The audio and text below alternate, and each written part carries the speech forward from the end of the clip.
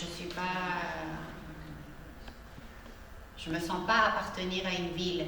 Donc quand je rentre à Damas, les villes que j'aime, je sens que je leur appartiens un petit peu à toutes ces villes. Enfin, aux villes qui ont marqué ma vie. Donc quand je rentre à Damas, je retourne à Damas pour la première fois après 15 ans, j'ai pas l'impression d'être une étrangère.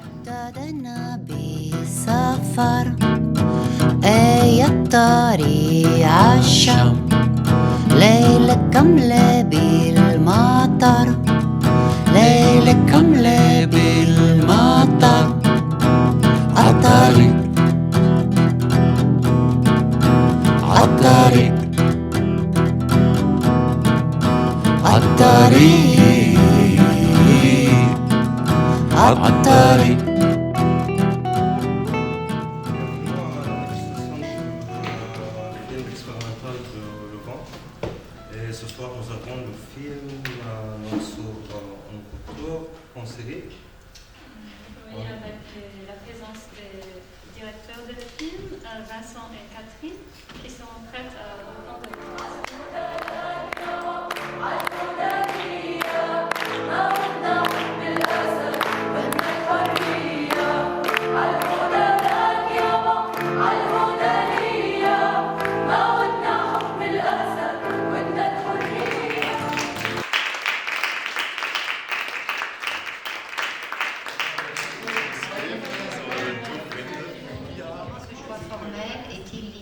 au fait que vous entrez dans une ville et une expérience que vous n'avez pas vécue directement.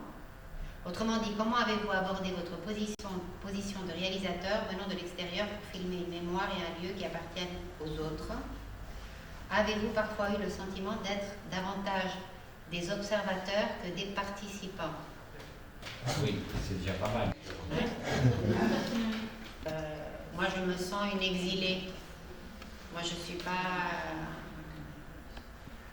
je me sens pas appartenir à une ville.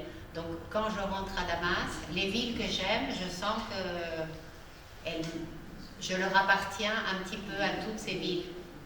Enfin, aux villes qui ont marqué ma vie.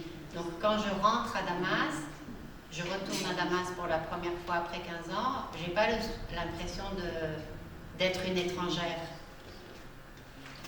Et en fait, la veille d'aller en Syrie, on avait parlé avec un ami français qui nous avait dit « Tu vas voir, rien n'a changé à Damas ».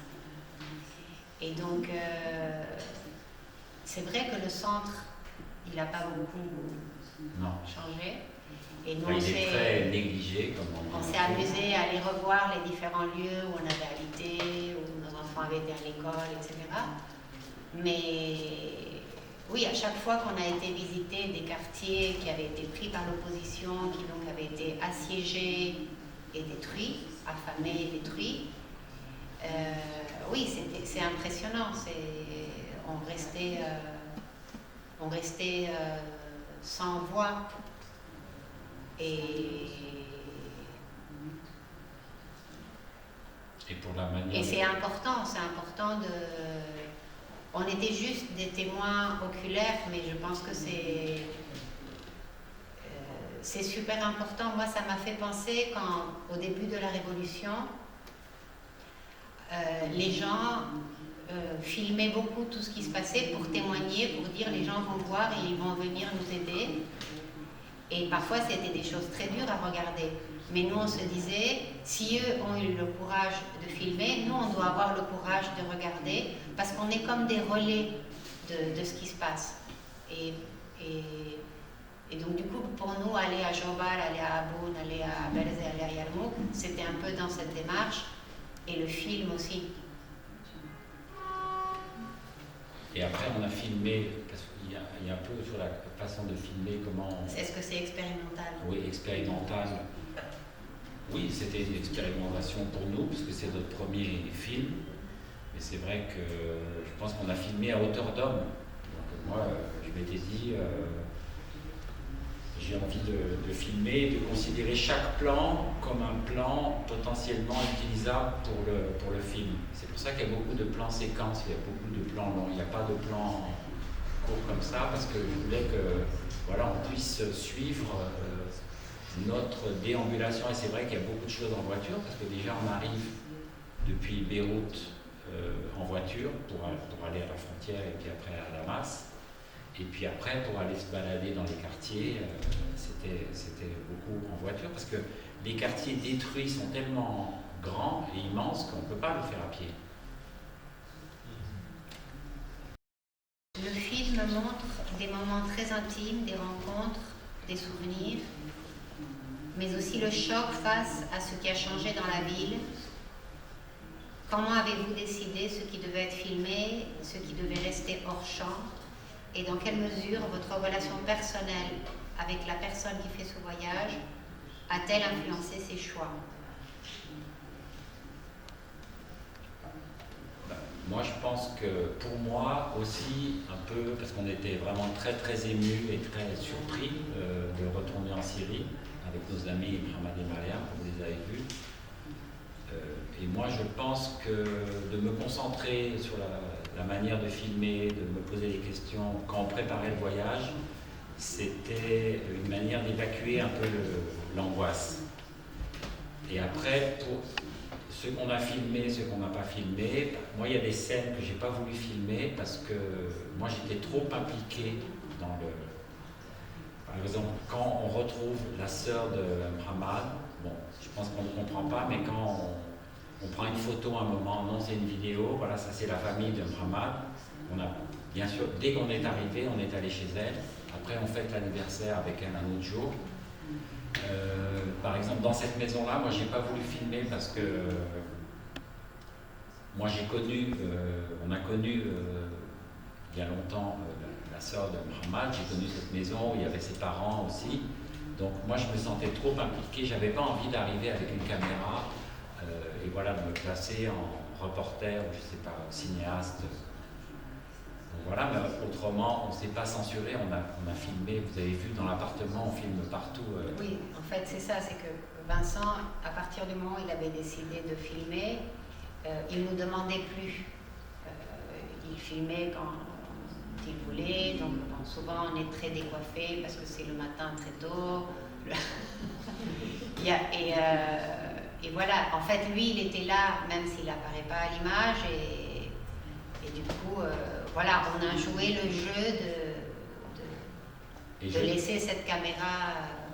Et le fait, en plus, qu'on n'ait pas de production, c'est-à-dire qu'on n'ait pas eu de l'argent pour voyager, en se disant, on va faire un film. Moi, j'espérais pouvoir faire un film, mais j'en étais pas sûr.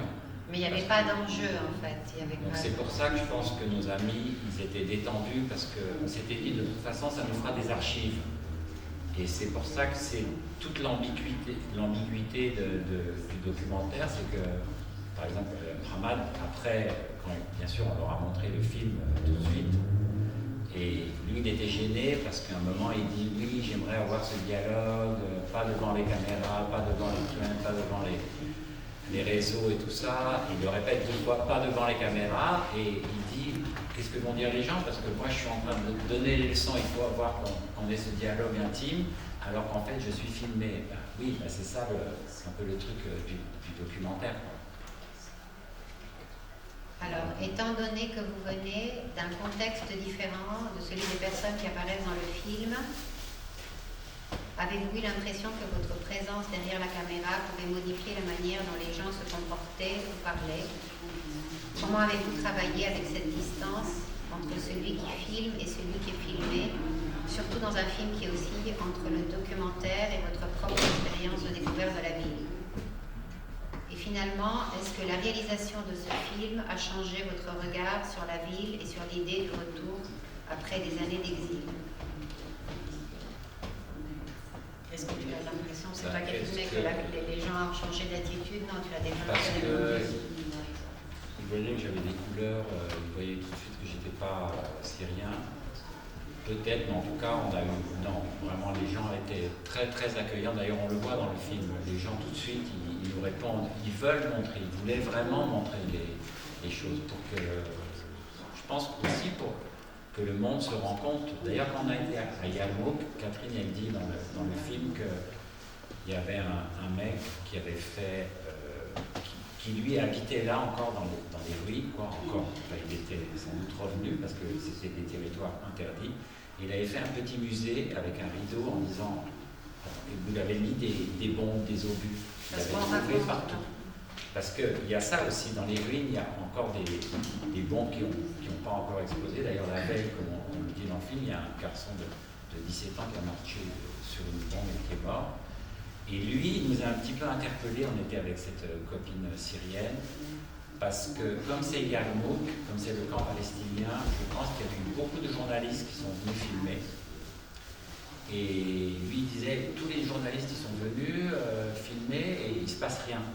On n'a toujours pas, on n'a pas d'aide, on n'a rien.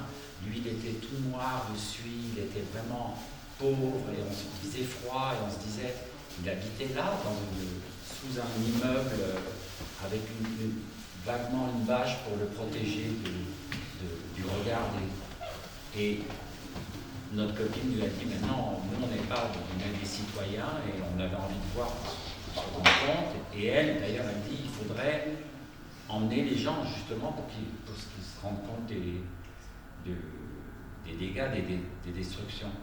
Donc là, peut-être que oui. En fait, c'est la réflexion de ce monsieur qui nous a fait écrire la chanson de Yarmouk. Quand tu te questionnes en fait, tu témoignes parce que tu espères que ça va avoir un résultat, qu'il va y avoir une réaction derrière et c'est vrai que l'expérience, parce que par exemple Yarmouk, c'était un quartier où il y avait 160 000 personnes qui habitaient, c'est vraiment très grand, c'est vraiment des très grandes surfaces.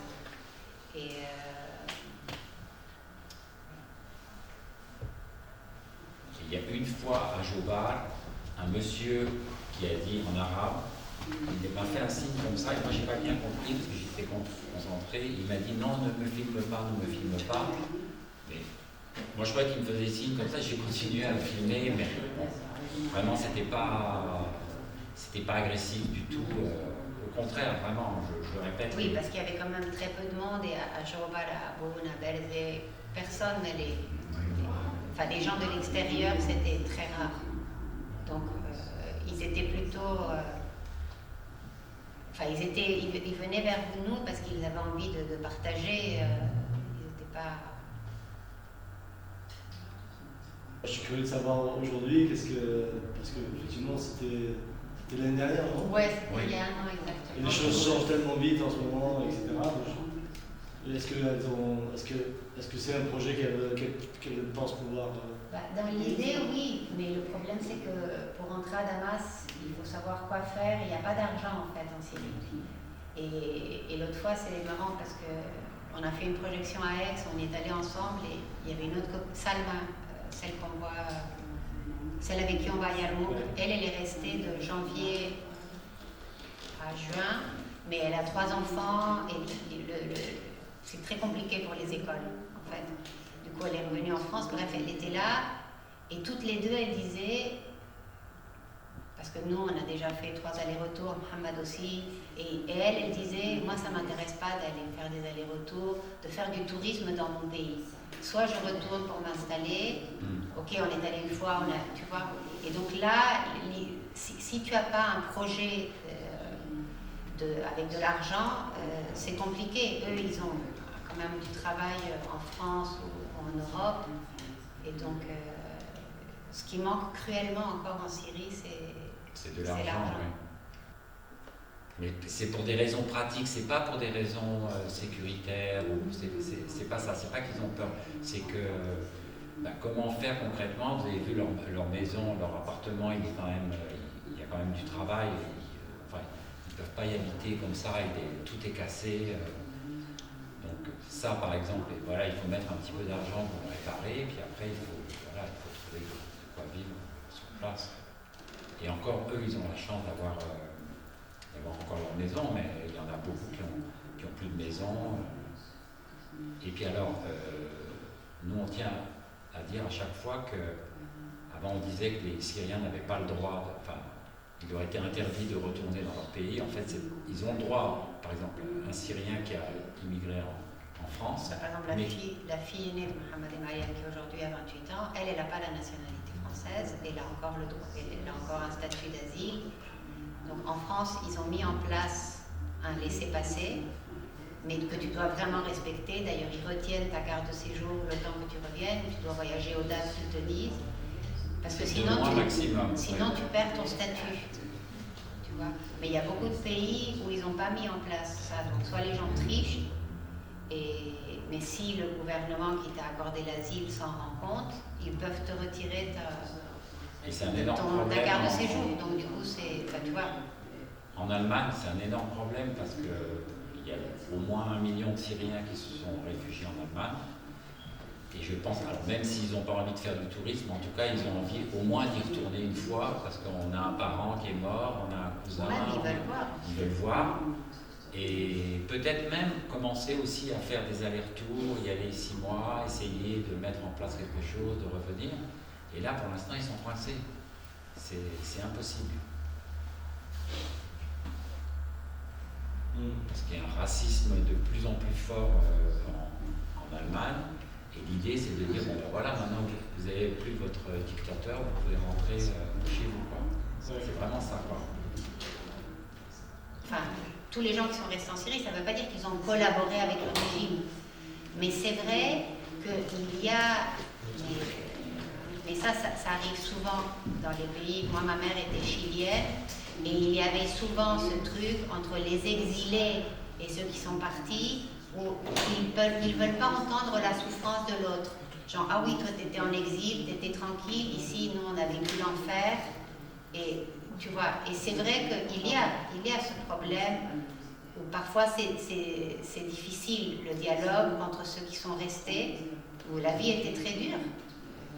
Il nous disait à un moment donné, il y avait par exemple à Damas, nous on est surtout allés à Damas, il y avait 100 barrages, on dit barrages, enfin, des checkpoints, et donc c'était terrible de se déplacer, les arrestations arbitraires, et donc les gens qui sont restés, parfois ils ont l'impression que la vie des exilés était super, était rose, mieux que la leur. Mais de toute façon, la guerre, ça divise forcément parce que vous avez vu l'intérieur, enfin le centre de Damas, historique, il n'a pratiquement pas bougé, même s'il a été décati et tout ça. Donc les gens vivaient presque normalement là, à 2 kilomètres. Il y avait des quartiers que vous avez vus complètement détruits. Donc forcément, ça divisait les gens. Donc les gens sont divisés entre, déjà en Syrie, si on était à Damas, ce n'est pas la même chose que d'être à Alep, que d'être à Homs. Et en plus, les gens qui sont à l'extérieur, comme le disait Catherine, c'est très fort cette idée, il y a beaucoup de rancœur. Ah mais oui, vous étiez en France. Et puis à l'intérieur des familles, il y avait des gens qui étaient avec le régime, des gens avec la Révolution, des gens qui ont retourné leur veste, changé d'habit à la dernière minute. Enfin, c'est comme dans beaucoup de conflits. Mais tout ça fait que lui, il dit il faut qu'il y ait une réconciliation nationale à travers un dialogue. Mais c'est très important de nommer les choses. Moi, je me souviens que justement pour le Chili, quand ils avaient arrêté Pinochet, bon, même si ça n'a pas abouti, ce qui avait été très important, c'est qu'il y avait des familles de disparus qui avaient voyagé. Il y avait un juge espagnol, le juge Galson, qui s'en était mêlé, qui les avait appelés à comparaître. Le fait que ces personnes puissent pour la première fois dire, voilà, moi, ma fille, ou mon fils, ou mon mari, un jour il allait au travail, il a disparu, ça veut dire que ce qui est arrivé, c'est arrivé. Parce que jusque-là, on disait, ça n'a pas existé. Et ça, c'est le pire. Parce que c'est comme si on te tue 2 fois, on te torture 2 fois. Et donc ça, c'est très important dans tous les pays de reconnaître. Après, les explications seront différentes de pourquoi, mais au moins reconnaître que c'est arrivé, ça semble... Déjà reconnaître, après, il y a le jugement, peut-être qu'il y aura des jugements, il y aura les tribunaux, c'est encore autre chose, mais au moins reconnaître la souffrance. C'est saute, Maï. Motor. Ah, ok.